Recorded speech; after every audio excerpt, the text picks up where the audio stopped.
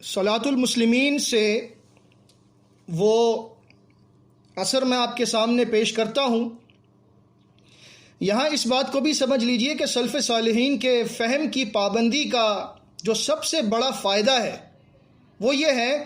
کہ کسی بھی شخص کو کتاب و سنت سے کھیل کھیلنے کا موقع نہیں مل سکتا۔ آج امت کا ایک بہت بڑا المیہ یہ بھی ہے کہ کوئی بھی شخص چند آیات اور چند احادیث کا ترجمہ پڑھ کر یا تھوڑی بہت عربی سیکھ کر چند دلائل جمع کر لیتا ہے اور اسلام کی ایک نئی تعبیر متعارف کرواتا نظر آتا ہے۔ پھر قرآن و حدیث سے جو بات اس کی سمجھ میں آ جائے وہ اسے حق سمجھ لیتا ہے اور اسی کو حق قرار دیتا ہے۔ اور وہ لوگ جنہوں نے انہی آیات اور احادیث کو مختلف انداز میں سمجھا تھا وہ ایسے تمام لوگوں کو باطل اور گمراہ سمجھنے لگتا ہے اور انہیں باطل کا پرستار اور گمراہ فرقوں میں شمار کرنے لگتا ہے۔ کیونکہ ہر بندے کو متبعین تو مل جاتے ہیں، لہٰذا اس شخص کو بھی کچھ لوگ جو اس کی دعوت اور کتاب و سنت کے دلائل سے متاثر ہو جاتے ہیں وہ یہ سمجھ کر اس کے ساتھ مل جاتے ہیں کہ جیسا یہ کہہ رہا ہے قرآن و سنت میں ویسا ہی ہوگا، کیونکہ ویسے بھی آپ سمجھتے ہیں کہ ہر آدمی کو قرآن و سنت کا علم تو ہے نہیں۔ اور پھر کیا ہوتا ہے کہ قرآن و سنت کا جو فہم ان لوگوں نے لیا ہوتا ہے وہ اپنے علاوہ باقی تمام کی سمجھ اور ان کی تعبیرات کو رد کرتے چلے جاتے ہیں، اور پھر وہ شخص جو اس دعوت کو لے کر اٹھا تھا وہ ساری زندگی لوگوں کو اپنی مخصوص فکر کے ساتھ جوڑتا رہتا ہے اور بڑے ہی اخلاص کے ساتھ امت کے اندر توڑ پھوڑ کا عمل جاری رکھتا ہے۔ یہ المیہ ہے اس امت کا۔ اب تک ہمیں یہ بات ہی نہیں سمجھ میں آئی کہ اس امت کو جوڑنا کیسے ہے۔ ہر تنظیم یہی کہتی ہے وَاعْتَصِمُوا بِحَبْلِ اللَّهِ جَمِيعًا وَلَا تَفَرَّقُوا، اور اس کی بنیاد پر ایک نئی تنظیم سامنے آتی ہے اور وہ تنظیم یہی سمجھتی ہے کہ میں ہی وہ واحد راستہ ہوں جس کے ذریعے یہ امت ایک ہو سکتی ہے۔ جو میرے ساتھ ہے وہ تفرقے سے بچ گیا اور جو میرے ساتھ نہیں ہے وہ تفرقے میں پڑ گیا۔ کچھ لوگ تفرقے میں پڑے ہوئے لوگوں کو معصیت میں یا گناہوں میں پڑے لوگوں کی طرح تصور کرتے ہیں، اور کچھ لوگ ہماری طرح سطحی مطالعے کی وجہ سے تفرقے میں پڑے ہوئے لوگوں کو فرقہ بندی، کفر اور شرک کے فتووں کی وجہ سے انہیں کافر اور مشرک تصور کرتے ہیں۔ یہی دراصل ان تمام معاملات کا واحد حل ہے۔ ان معاملات کا حل کوئی تنظیم بنا لینا یا جماعت بنا لینا نہیں ہے۔ ان معاملات کا حل صرف ایک ہے، وہ حل یہ ہے کہ قرآن و سنت کو جس کا دعویٰ سب کرتے ہیں، قرآن و سنت کو اسی طریقے سے سمجھا جائے جس طریقے سے اللہ کے نبی صلی اللہ علیہ وسلم کے صحابہ کرام رضوان اللہ علیہم اجمعین نے سمجھا، جن کے راستے کی گواہی اللہ کا قرآن دیتا ہے وَيَتَّبِعْ غَيْرَ سَبِيلِ الْمُؤْمِنِينَ نُوَلِّهِ مَا تَوَلَّى وَنُصْلِهِ جَهَنَّمَ وَسَاءَتْ مَصِيرًا۔ سورہ نساء کی آیت نمبر 115 میں کہ جو مؤمنین کے راستے سے ہٹا، دعویٰ کچھ بھی کرے، دعویٰ خوارج کا بھی بڑا اچھا تھا، اسی لیے فرمایا علی رضی اللہ تعالی عنہ نے کلمت حق ارید بہ الباطل، کہ دعویٰ یا بات جو کی ہے کلمت حق ہے کہ جب سورہ یوسف کی آیت پڑھتے تھے خوارج ان الحکم الا للہ، حکم تو بس اللہ کا چلے گا، حکم علی کا نہیں چلے گا، حکم معاویہ کا نہیں چلے گا، حکم عائشہ کا نہیں چلے گا۔ تحکیم کے معاملے میں علی نے اللہ کے حکم کو چھوڑا ہے، بندوں کو اپنا حکم بنایا ہے، ان الحکم الا للہ۔ لہٰذا ان کے فتوے کی روح سے صحابہ کرام نعوذ باللہ من ذالک ان کی نظر میں کفر کے مرتکب ہو گئے۔ تو کیا جب سبیل المؤمنین کا تعین اللہ رب العزت نے خود کر دیا ہے اور سب سے پہلے مومنین صحابہ کرام تھے جن کے ایمان کا گواہ اللہ کا قرآن ہے اور محمد صلی اللہ علیہ وسلم کی احادیث ہیں، پھر ان کے فہم کو چھوڑ کر ہم آج اپنا فہم بنا کر بیٹھ جائیں اور پھر یہ کہیں کہ جی ہم تو امت کو جوڑنے کا کام کر رہے ہیں. امت کو جوڑنے کا کام اس طرح نہیں ہوگا. امت کو ویسے ہی جوڑا جائے گا. اس امت کے آخری حصے کی اصلاح اسی طرز پر ہوگی جس طرز پر اس امت کے پہلے حصے کی اصلاح ہوئی ہے. اور وہ پہلا حصہ صحابہ کرام رضوان اللہ علیہم اجمعین کی جماعت المسلمین ہے. جس طرح سے انہوں نے دین کو سمجھا اور امت کو ایک کیا، اسی طرح سے اس امت کو ایک کرنے کا طریقہ کار وہی ہوگا تو پھر اصلاح ہو سکتی ہے. تو ہمارے ہاں لوگ سمجھتے ہیں کہ جی کوئی چھوٹی سی بھی خطا ہو جائے امام کے پیچھے نماز ادا نہیں کر سکتے. مسئلہ بیعت تو اللہ کے فضل سے آپ سمجھ چکے. الحمدللہ آپ کے فیڈ بیک سے، رسپانس سے مجھے اندازہ ہو رہا ہے کہ الحمدللہ وہ لوگ کہ جن کو کوئی عہدہ نہیں روک رہا، کوئی رشتہ داری نہیں مجبور کر رہی، کوئی مالی منفعت نہیں روک رہی، جن کو مستقبل میں جماعت کی طرف سے ملنے والے کسی عہدے کی وجہ سے کوئی رکاوٹ نہیں ہے، تو وہ الحمدللہ سمجھ چکے ہیں اللہ کے فضل و کرم سے. اب سمجھنا یہ ہے کہ یہ جو کہا جاتا ہے کہ جی جماعت میں نہیں ہے لہٰذا ان کے پیچھے نماز ادا کرنا جو ہے وہ فرقہ بندی کو فروغ دینے والی بات ہے. یہ ایک الگ موضوع ہے کہ فرقہ کہتے کسے ہیں، اس پر بھی انشاءاللہ تعالی ہم آئیں گے. لیکن امام بخاری کا عثمان رضی اللہ تعالی عنہ کی اس روایت کو لا کر یہ باب قائم کرنا کہ بدعتی کے پیچھے نماز ادا کرنا، یہ غور طلب ہے. اور امام بخاری کا کیا معیار ہے یہ میں آپ کے سامنے پیش کرنا اس لیے نہیں چاہتا کیونکہ الحمدللہ آپ سب ان کے معیار اور ان کے احترام اور ان کی شان کے معترف ہیں. صلاۃ المسلمین میں صفحہ نمبر 342 اور 43 پر یہ اثر موجود ہے. عبداللہ ابن عثمان ابن حسین رحمہ اللہ نے سعید بن جبیر رحمہ اللہ جو تابعی ہیں ان سے پوچھا کیا میں امام کے پیچھے قرات کروں، یعنی میں امام کے پیچھے سورہ فاتحہ کی تلاوت کروں؟ سعید رحمہ اللہ نے فرمایا، اور اس کا حوالہ امام بخاری کی جز القرات صفحہ نمبر 62 سندہ حسن اور مصنف عبد الرزاق جلد 2 صفحہ نمبر 124 سندہ صحیح. مسعود احمد صاحب رحمۃ اللہ علیہ نے اس اثر کو نقل کیا ہے صلاۃ المسلمین میں. سعید رحمہ اللہ نے فرمایا نعم وَإِن سَمِعْتَ قِرَاءَتَهُ، ہاں تم امام کے پیچھے قراءت کرو، یعنی سورہ فاتحہ کی تلاوت کرو امام کے پیچھے، اگرچہ تم اس کی قراءت کو سن رہے ہو، یعنی امام کے ساتھ ساتھ ہی تم سورہ فاتحہ کی تلاوت کر لیا کرو. وجہ کیا ہے؟ انہم قد احدثوا ما لم یکونوا یصنعونہ، بے شک ان لوگوں نے بدعت نکال لی ہے کہ یہ سکتہ نہیں کرتے، سلف یہ کام نہیں کرتے تھے.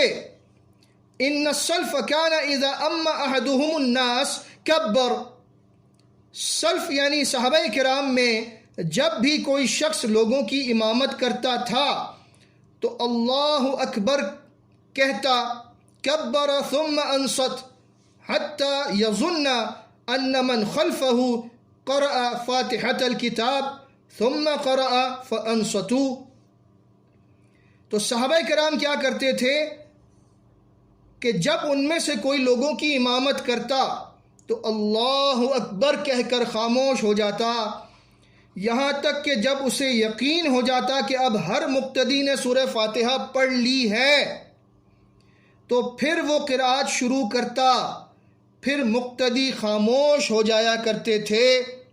اس کی تلاوت سنا کرتے تھے. یعنی صحابہ کرام کا جو طرز عمل پیش کیا گیا الحمدللہ اللہ کے فضل و کرم سے بالکل حق اور سچ، اور اسی طرح الحمدللہ ہم بھی عمل کرتے ہیں. لیکن غور طلب بات یہ ہے کہ تابعی کبیر عبداللہ ابن عباس رضی اللہ تعالیٰ عنہ کے شاگرد خاص سعید بن جبیر صحیح بخاری کے روات میں شامل ہیں، اور یہ فرما رہے ہیں عبداللہ بن عثمان بن خثیم سے، جو سوال کرنے والے ہیں، کہ ہمارے امام سورہ فاتحہ کے لیے وقت نہیں دیتے، کیا ہم ان کے پیچھے تلاوت کریں فاتحہ کی یا نہ کریں؟ تو جواب دیا نعم وَإِن سَمِعْتَ قِرَاءَتَهُ، ہاں تم قرات کرو سورہ فاتحہ کی، اگرچہ تم خود ان کی تلاوت کو سن رہے ہو۔ اگر وہ سکتہ نہیں کرتے تو یہ مقصد نہیں ہے کہ ان کے پیچھے نماز ادا نہیں کرنی، تم ان کے پیچھے خود سورہ فاتحہ ان کی تلاوت کو سنتے سنتے ادا کر لو، پڑھ لو۔ یہ ہے صلاۃ المسلمین، اور یہ ہے امت کو جوڑنے کا طریقہ، کہ ہم لوگوں نے ہر چیز کو، ہر بدعت کو ایک ہی طریقے سے اس کو سمجھنا شروع کر دیا، کہ وہ بدعت جو شرک اور کفر پر مبنی ہو، جو قبر پرستی پر مبنی ہو، جو غیر اللہ کو پکارنے پر مبنی ہو، اسے ہم نے اس طرح کے معاملات کے اندر بھی، ان معاملات کو بھی جو میں نے بتایا کہ جی ایک امام سکتہ نہیں کرتا، تو ہم نے اس کو بھی اسی درجے کا بدعتی سمجھ لیا جس درجے کا بدعتی وہ ہے جو قبر کے آگے سجدہ کرتا ہے، جس درجے کا بدعتی وہ ہے جو نظر و نیاز غیر اللہ کی کرتا ہے۔ تو صحابہ کرام کا، تابعین کا فہم صلاۃ المسلمین میں لکھا ہوا ہے۔ عثمان رضی اللہ تعالیٰ عنہ ایک ایسے شخص کے پیچھے نماز ادا کرنے کا کہہ رہے ہیں کہ جو ان کے خلاف خروج کر چکا ہے۔ ہمارے اصول کی روح سے تو وہ اسلام سے خارج تھا، لیکن صحابہ کرام کے اصول کی روح سے وہ مسلم تھا۔ پھر امام بخاری اس پر باب باندھتے ہیں بدعتی کے پیچھے نماز کا حکم، اور پھر صلاۃ المسلمین میں لکھا ہے کہ ایسے شخص کے پیچھے نماز ادا کرنا، تابعی کبیر سعید بن جبیر رحمہ اللہ نے اس کا جواب دیا کہ تم اس کے پیچھے نماز ادا کر لو۔ اب کوئی یہ بھی کہہ سکتا ہے کہ نہیں جناب، یہ تو قرآن کے خلاف ہے، کہ سورہ اعراف میں اللہ رب العزت نے فرمایا وَإِذَا قُرِئَ الْقُرْآنُ فَاسْتَمِعُوا لَهُ وَأَنصِتُوا لَعَلَّكُمْ تُرْحَمُونَ، کہ جب قرآن پڑھا جائے تو خاموش رہو، غور سے سنو تاکہ تم پر رحم کیا جائے، لہٰذا یہ تو قرآن کے خلاف ہے۔ تو ہم کیسے امام کے پیچھے سورہ فاتحہ پڑھ سکتے ہیں؟ یہ آیت ہم سب کا ایمان ہے۔ سورہ اعراف کی یہ آیت جو ہم پیش کرتے ہیں، اس پر ہم سب کا ایمان ہے کہ یہ آیت محمد الرسول اللہ صلی اللہ علیہ وسلم پر نازل ہوئی، جیسا سارا قرآن نبی صلی اللہ علیہ وسلم پر نازل ہوا۔ اور یہ بھی ہمارا ایمان ہے کہ اللہ کے نبی صلی اللہ علیہ وسلم سے بہتر قرآن کی تشریح کوئی کر نہیں سکتا۔ اگر کوئی یہ سمجھتا ہے کہ وہ شخص، کوئی امتی یہ سمجھتا ہے کہ میں قرآن کو اللہ کے رسول صلی اللہ علیہ وسلم سے زیادہ بہتر سمجھتا ہوں، تو اس سے بڑا کافر کوئی نہیں ہوگا۔ اب ہم دیکھتے ہیں، یہ آیت نازل ہوئی اللہ کے رسول صلی اللہ علیہ وسلم پر کہ جب قرآن پڑھا جائے تو خاموش رہو اور غور سے سنو تاکہ تم پر رحم کیا جائے۔ صلاۃ المسلمین صفحہ نمبر 329، 330 اور 331 پر لکھا ہے، عبادہ بن صامت رضی اللہ تعالی عنہ اس کے راوی ہیں، کہتے ہیں کہ ہم رسول اللہ صلی اللہ علیہ وسلم کے پیچھے صلاۃ فجر پڑھ رہے تھے۔ رسول اللہ صلی اللہ علیہ وسلم نے قرات کی تو آپ پر قرات کرنا بھاری ہو گیا۔ پھر جب آپ صلاۃ سے فارغ ہوئے تو فرمایا، شاید تم اپنے امام کے پیچھے بھی پڑھتے ہو؟ ہم نے کہا ہاں یا رسول اللہ، جلدی جلدی پڑھ لیتے ہیں۔ رسول اللہ صلی اللہ علیہ وسلم نے فرمایا، سوائے سورہ فاتحہ کے اور کچھ مت پڑھا کرو، کیونکہ بغیر سورہ فاتحہ کے صلاۃ نہیں ہوتی۔ حوالہ جات آپ خود دیکھ سکتے ہیں صلاۃ المسلمین میں۔ دوسری روایت لکھی ہے، دوسری روایت میں یہ ہے کہ رسول اللہ صلی اللہ علیہ وسلم نے پوچھا، کیا تم ایسی حالت میں کہ میں بلند آواز سے قرات کرتا ہوں پڑھتے ہو؟ ہم میں سے کسی نے کہا، ہم ایسا کرتے ہیں۔ رسول اللہ صلی اللہ علیہ وسلم نے فرمایا، میں کہتا تھا کیوں مجھ سے قرآن میں منازعت کی جا رہی ہے؟ جب میں بلند آواز سے قرات کروں تو قرآن میں سے کچھ نہ پڑھا کرو سوائے سورہ فاتحہ کے۔ الحمدللہ۔ اب آپ سے میں سوال کرتا ہوں، کیا آپ نے صلاۃ المسلمین نہیں پڑھی تھی؟ کیا آپ کو نہیں معلوم کہ اللہ کے نبی صلی اللہ علیہ وسلم سے زیادہ قرآن کو سمجھنے والا کوئی نہیں ہو سکتا؟ اللہ کے رسول صلی اللہ علیہ وسلم جن پر یہ آیت نازل ہوئی کہ قرآن جب پڑھا جائے تو خاموش رہو اور غور سے سنو تاکہ تم پر رحم کیا جائے، وہی ہمارے نبی محمد صلی اللہ علیہ وسلم اجازت دے رہے ہیں اپنے صحابہ کرام کو کہ جب میں قرآن کو بلند آواز سے تلاوت کروں نماز میں، تم میری تلاوت کے دوران کچھ نہ پڑھا کرو سوائے سورہ فاتحہ کے۔ اب بھی اگر کوئی یہ کہے کہ ہم امام کی تلاوت کے دوران سورہ فاتحہ نہیں پڑھ سکتے کیونکہ قرآن میں اللہ نے فرمایا ہے، تو پھر وہ اپنے ایمان کی خیر منائے اور کوشش کرے دین اسلام کو سمجھنے کی، کیونکہ شاید اس پر کچھ ایسا رنگ چڑھ چکا ہے جس رنگ کو اتارنے کے لیے کوئی آیت کافی نہیں، جس رنگ کو اتارنے کے لیے کوئی حدیث کافی نہیں، جس رنگ کو اتارنے کے لیے صحابہ کرام کا قول اور فہم کافی نہیں، جس رنگ کو اتارنے کے لیے اپنی کتابیں ہی کافی نہیں، تو پھر ایسا رنگ اللہ کا رنگ نہیں ہو سکتا، کیونکہ اللہ کا رنگ تو وہ ہے صبغۃ اللہ ومن احسن من اللہ صبغہ ونحن له عابدون، کہ اللہ نے سورہ بقرہ میں فرمایا کہ تم کہہ دو کہ ہم پر تو اللہ کا رنگ چڑھ چکا ہے اور اللہ کے رنگ سے بہتر کسی کا رنگ ہو نہیں سکتا، اور ہم صرف اللہ کی عبادت کرتے ہیں۔ اللہ کے رنگ میں رنگ جائیے، محمد الرسول اللہ صلی اللہ علیہ وسلم کے رنگ میں رنگ جائیے، صحابہ کرام کے رنگ میں رنگ جائیے، اور یہ رنگ جو ہم پر چڑھ چکا ہے اس رنگ کو اتار دیجئے۔ اس رنگ میں رنگنے کی وجہ سے ہمیں ساری امت غیر مسلم نظر آتی ہے، اپنی اصلاح کیجئے۔ اور عثمان رضی اللہ تعالی عنہ کے قول کہ جب لوگ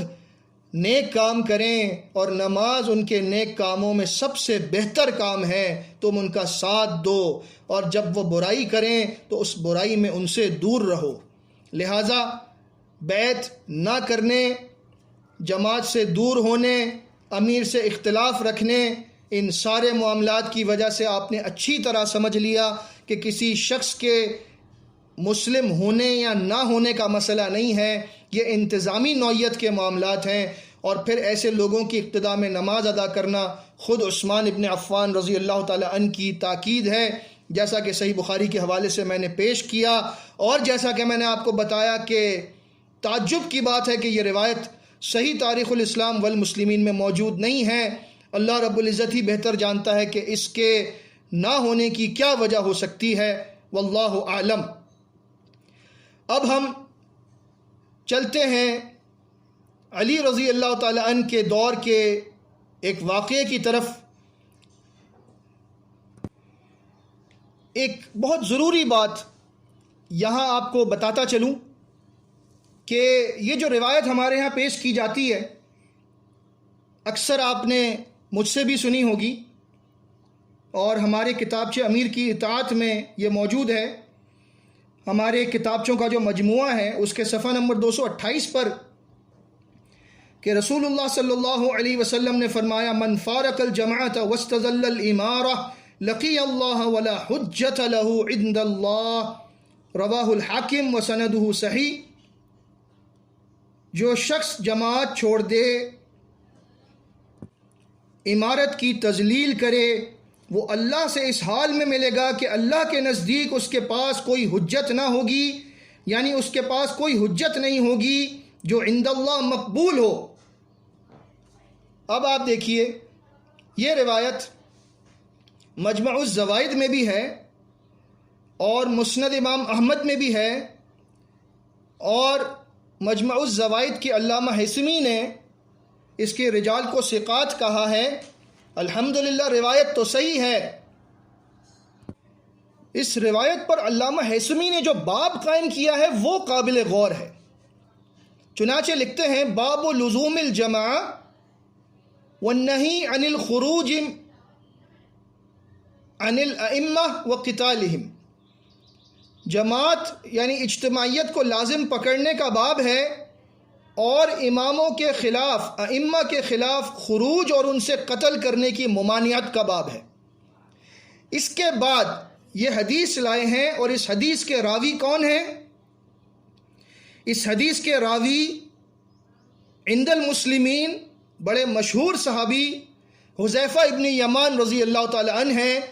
جن کی روایت تلزم جماعت المسلمین و امامہم ہمارے بچے بچے کو یاد ہے، اور کچھ یاد ہو نہ ہو لیکن یہ روایت بچے بچے کو یاد ہے الحمدللہ۔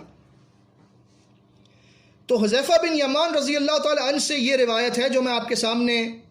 کتابچہ امیر کی اطاعت سے میں نے پڑھی ہے، لیکن یہ مکمل روایت نہیں ہے۔ میں مکمل روایت آپ کے سامنے پڑھتا ہوں، پھر آپ غور کیجئے گا۔ ابن خراش رحمہ اللہ بیان کرتے ہیں کہ میں مدائن میں حذیفہ رضی اللہ تعالی عنہ کے پاس آیا، انہی راتوں میں لوگ عثمان رضی اللہ تعالی عنہ کے پاس انہیں قتل کرنے کے لیے جمع ہو چکے تھے۔ پس حذیفہ نے کہا آپ کی قوم کیا کر رہی ہے ابن خراش؟ میں نے عرض کیا کن لوگوں کے بارے میں پوچھتے ہیں حذیفہ؟ حذیفہ رضی اللہ تعالی عنہ نے فرمایا میں اس شخص عثمان کے خلاف خروج کرنے والوں کے متعلق پوچھتا ہوں۔ ابن خراش کہتے ہیں میں نے ان میں سے ان تمام لوگوں کے نام پیش کیے جو عثمان رضی اللہ تعالی عنہ پر خروج کر رہے تھے۔ پس حذیفہ رضی اللہ تعالی عنہ نے کہا فَإِنِّي سَمِعْتُ رَسُولَ اللَّهِ صلی اللہ علیہ وسلم يقول من فارق الجماعة واستزل الامارة لقي الله ولا حجة له عند الله۔ اب یہ حدیث پیش کی حذیفہ بن یمان رضی اللہ تعالی عنہ نے کہ میں نے اللہ کے رسول صلی اللہ علیہ وسلم کو فرماتے ہوئے سنا ہے کہ جو شخص جماعت سے الگ ہوا، جماعت سے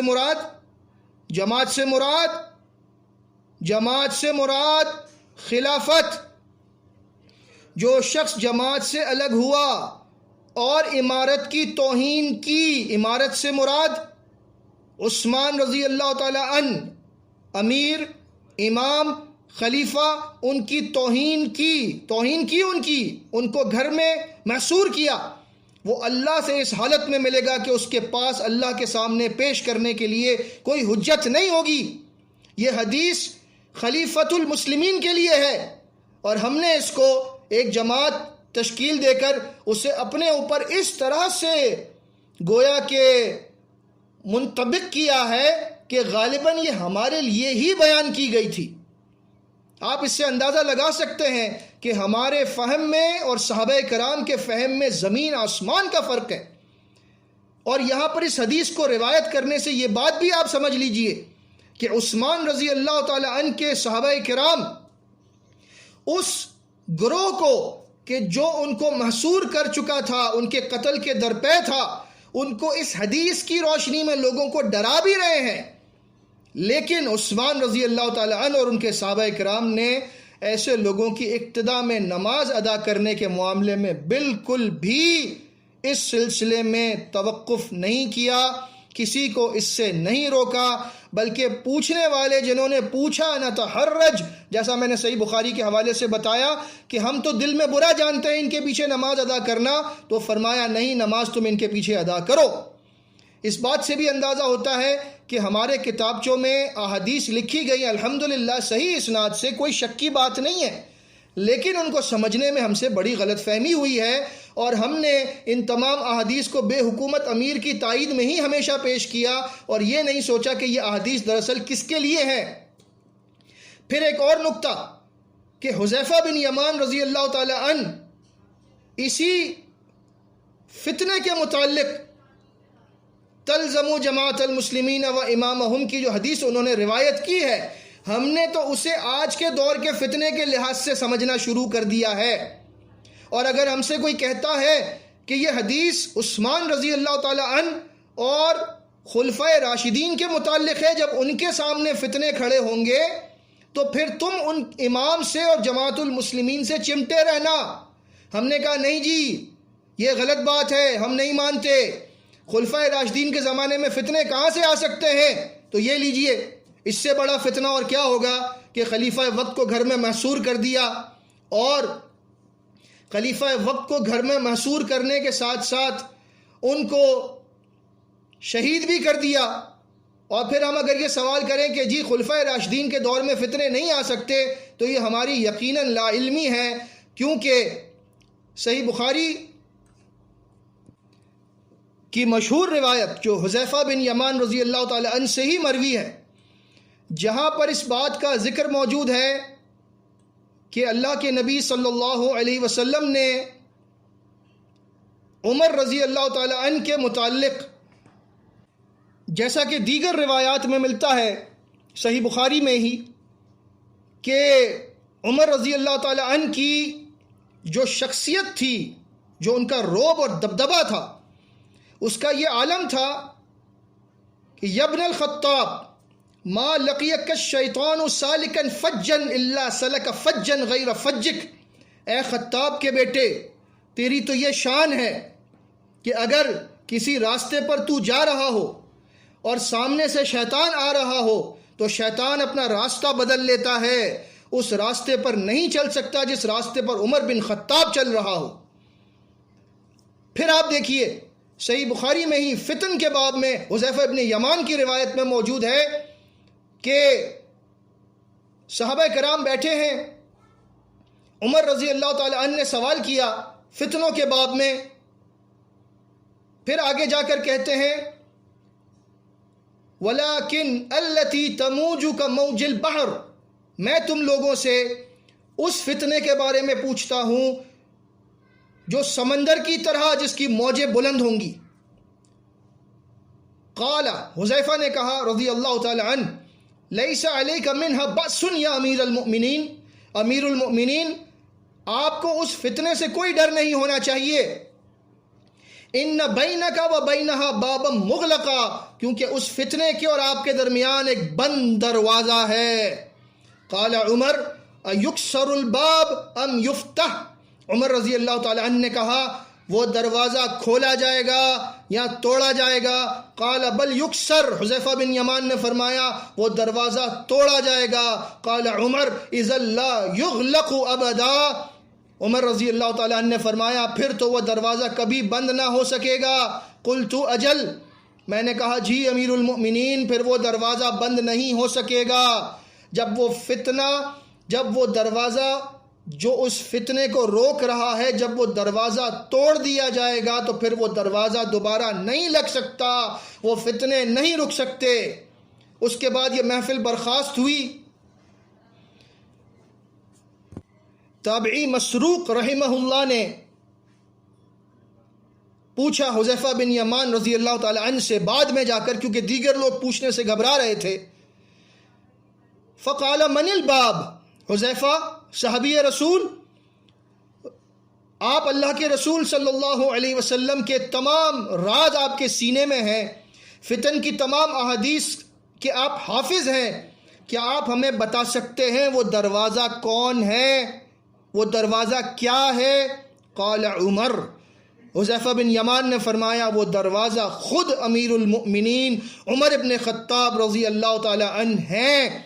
ان کی شہادت ہوگی، وہ دروازہ ٹوٹ جائے گا، پھر دوبارہ نہیں لگ سکے گا۔ امت پر فتنے ایسے آئیں گے جو نہ ختم ہونے والے سمندر کی موجوں کی طرح بلند، اور انہی فتنوں میں جو فتنہ عثمان رضی اللہ تعالی عنہ کے دور میں اٹھا، اسی جماعت سے چمٹنے کا حکم حذیفہ بن یمان رضی اللہ تعالی عنہ نے حدیث رسول کی روشنی میں دیا۔ اسی حدیث کی روشنی میں جو میں نے آپ کے سامنے پیش کی کہ جماعت سے جو علیحدہ ہوا، امارت کی تذلیل کی، وہ اللہ کے پاس کوئی حجت پیش نہ کر سکے گا،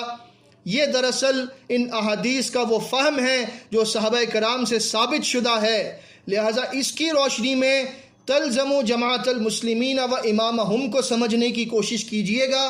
یہ ایک الگ موضوع ہے جو آئندہ جا کر انشاءاللہ تعالی ہم بیان کریں گے اللہ کی توفیق سے۔ اب ہم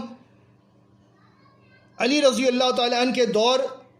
کے سلسلے میں جو معاویہ رضی اللہ تعالی عنہ اور ان کے درمیان اختلاف ہوا اس کو مختصر بیان کریں گے، اختلافی معاملات سے بچتے ہوئے